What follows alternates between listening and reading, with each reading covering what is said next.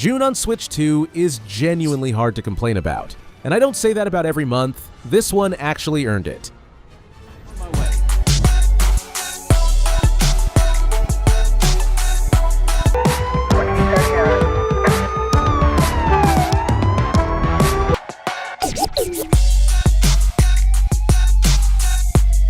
Probably the most unexpected opener for a June list.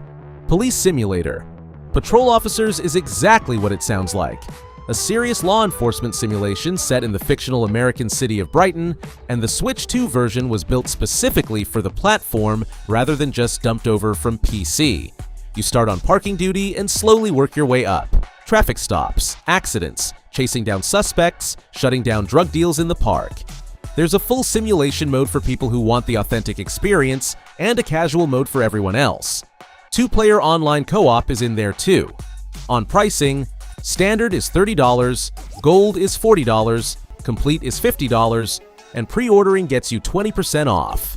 It's a niche genre. This isn't Spider-Man, it isn't Zelda. But occupation sims have never really had a home on Nintendo hardware, and the portable format actually makes sense here. These are exactly the kinds of games you want to pick up for 30 minutes on a commute.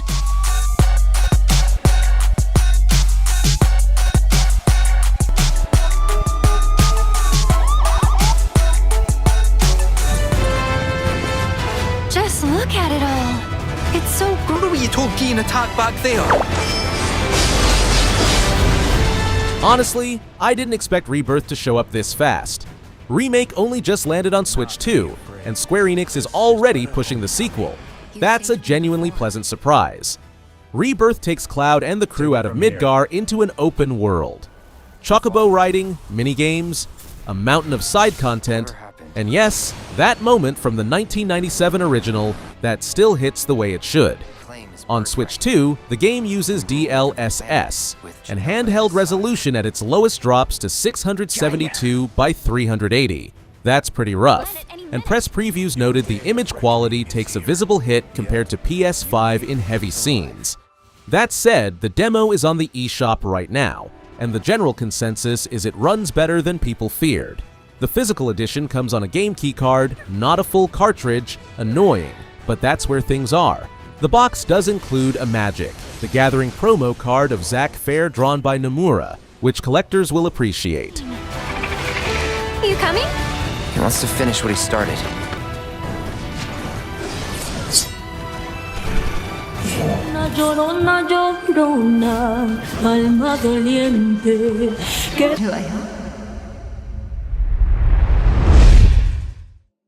Halberd Studios is a small team out of Guadalajara, Mexico. Their 2023 debut, 9 Years of Shadows, deserved way more attention than it got. Mariachi Legends is their follow-up, and they call it a Mariachi-vania, which is the best possible pitch. Detective Pablo Cruz makes a deal with Death herself. She gives him the power to transform into the mighty La Sombra, and in exchange he has to track down an immortal man who slipped through her fingers. The setting is Santa Mascota, a town sitting on the border between the living and the dead, soaked in Mexican folklore. Dia de los Muertos, La Llorona, that carnival energy with an edge of rot underneath it. Visually, it's pixel art Castlevania.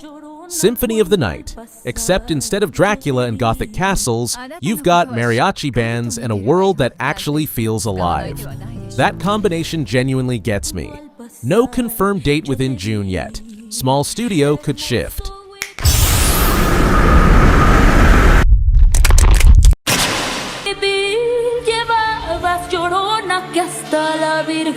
Castle walls. An adventurer, Elliot, leaves the kingdom. An RPG, brought to life in HD 2D. Team Asano, Octopath Traveler, Bravely Default, Live Alive. These are people who know what a good JRPG is supposed to feel like. Elliot is their first HD 2D action RPG. Real-time combat instead of turn-based, with 7 weapon types, a Magicite upgrade system, and special attacks from fairy companion Faye. The story sends hero Elliot across 4 different time periods to lift a curse on Princess Huria, and each era comes with its own threats and aesthetic. Square Enix ran an open beta before launch and actually listened. They bumped up movement speed and added new difficulty options based on feedback, which is a good sign. If you have save data from FF7 Remake Intergrade, the game hands you bonus summon materia. Small touch, but appreciated. With all sorts of foes. In battle, study your opponent's...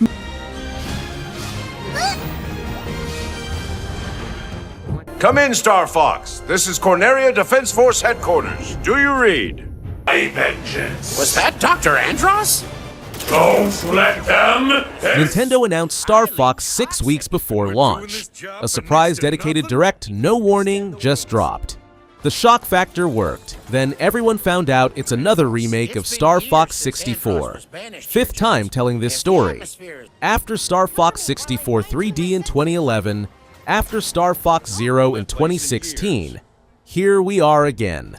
I get it, there are new Switch 2 players who've never touched this, and Star Fox 64 is genuinely a great game. But the part of the fanbase that's been waiting for something with the scope of Adventures or Assault, they got Andros again. That's a strange call from Nintendo. The game itself, though, looks serious. Complete visual overhaul, redesigned characters. The more realistic, animalistic faces divided opinion, but personally, I find them more interesting than the old designs. Full voice acting, orchestral soundtrack. 2-player co-op in the campaign. One person pilots, the other uses Joy-Con 2 mouse controls to aim and shoot. Online battle mode is 4 versus 4. Team Star Fox against Team Star Wolf. N64 controller support is in there for the purists. Slippy, stay in formation. Banter between characters. Falco here. G-diffuser seems fine. Let's go already. What's the name of this crummy planet? Our destination.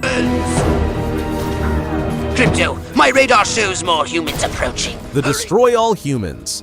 Remake already came out on original Switch back in 2021, so this isn't a discovery, it's an upgraded port for the new hardware. THQ Nordic is promising visuals up to 1440p, improved shaders, denser environments. The skin pack is included in the $30 base price. 1950s. America, alien invasion, psychic powers, ray guns, B-movie black comedy, all of it still holds up fine. If you played it on Switch 1, the honest question is whether the visual bump is enough for another purchase. If you missed it, now's the time.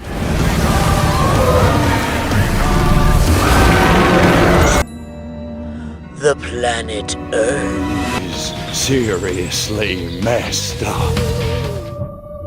Don't think too hard about it. Just touch the sea to track down your targets. Glaciered is a game I keep pulling up just to watch the trailer again. Japanese studio Snowblind came up with something genuinely strange. Earth 65 million years from now. The surface buried under permanent ice, life continuing only under the ocean. The dominant species is the Tuai, descendants of birds and dinosaurs. You play as one of them. Underwater action-adventure with real-time combat that mixes melee, ranged attacks, and abilities drawn from both avian and dinosaur bloodlines, including temperature control. It's a time console exclusive for Switch 2. No exact date within Q2 2026 yet, the developers have been quiet about specifics. Sea of wisdom, and you'll become one with us. Dangerous foe we've seen yet. Melee and ranged attacks, along with special abilities to fell these. I'm a fighter. I'm meant to be in the arena, in combat. Sometimes I'll just sit on a bench and do absolutely nothing. 3 names: Davy Reedon, The Stanley Parable, The Beginner's Guide, Carla Zimonia, Gone Home, Daniel Rosenfeld, better known as C418, The Music of Minecraft. Together they made a game about a tea shop in a magical forest, and it's not as simple as that sounds. Alta is an undefeated fighter who gets dragged behind a counter against her will. She's angry. She wants to leave. And you brew tea, listen to customers, tidy up, sit on a bench. The game doesn't let go of you, precisely because it doesn't rush you. Now, the sad part. Developer Ivy Road shut down in March 2026 due to funding issues before the Switch version even launched. Wanderstop comes to both Switch 1 and Switch 2 for $24.99. The studio is gone. There's no sequel coming. This is everything it'll ever be, and that somehow makes it feel heavier. Physical edition follows in late August. To see if my help is needed anywhere. And when all the chores are done, I'm happy. I'm happy. I'm happy.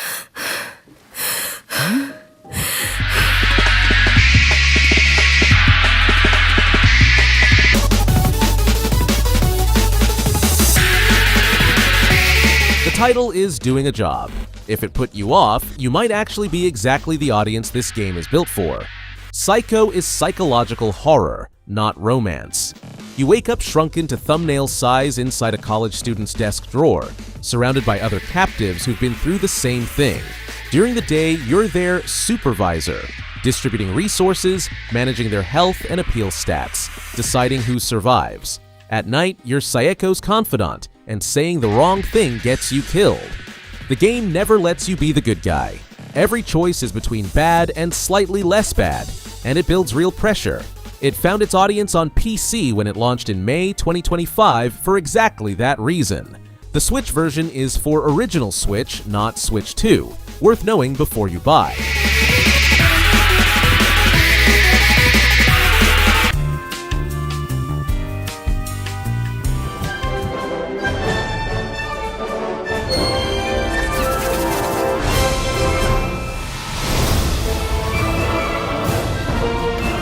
Questmaster spent over 2 years in Steam Early Access while its community quietly built more than 5,500 custom dungeons inside it. Now, the full release is finally here, with an original single-player campaign that wasn't part of Early Access at all. In spirit, it's a top-down action game in the style of Zelda, A Link to the Past, but with a full-level editor. You can build dungeons from scratch, traps, bosses, puzzles, custom dialogue, connected overworlds, or just play through what other people have made. 3-player co-op is supported. No confirmed Switch date beyond Q2 2026, but developer Sky Devil Palm says they're close. This is a small game without a lot of marketing behind it, but the community around it is one of the most active in indie gaming this season, and that says something.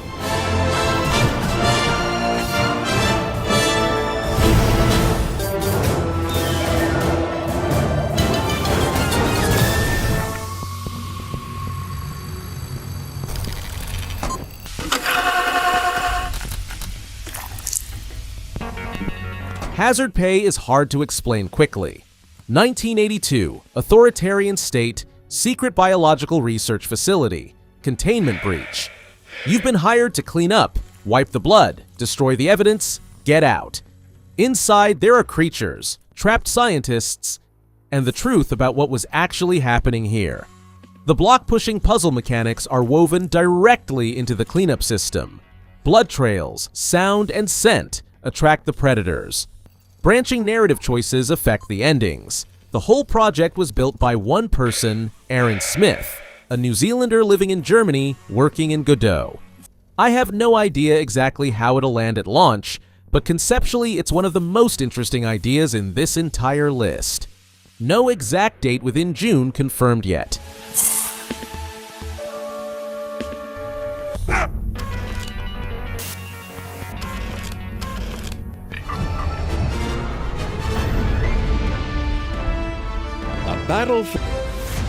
Your success will depend on your team. When this got announced, I was convinced it was just Monopoly with a Star Wars coat of paint. The trailer changed my mind, at least a little. Ubisoft and Behavior Interactive added team-based mechanics that the board game has never had. 2v2 and 3v3 modes, 28 characters from across the saga, Luke, Leia, Vader, Darth Maul, and every character has a unique ability that genuinely affects how a match plays out. Land on the same tile as an opponent and you roll dice to fight for control of the location. The board covers 22 locations from across the Star Wars timeline: Ewok Village, the Sarlacc Pit, Echo Base. online and couch co-op both work. Whether the strategic depth actually holds up in practice, we'll see. But as a couch game for families or a group of friends, it looks like a solid night. Out on both Switch 1 and Switch 2. Heroes, your next mission awaits. Keep striving to earn influence points. The balance of the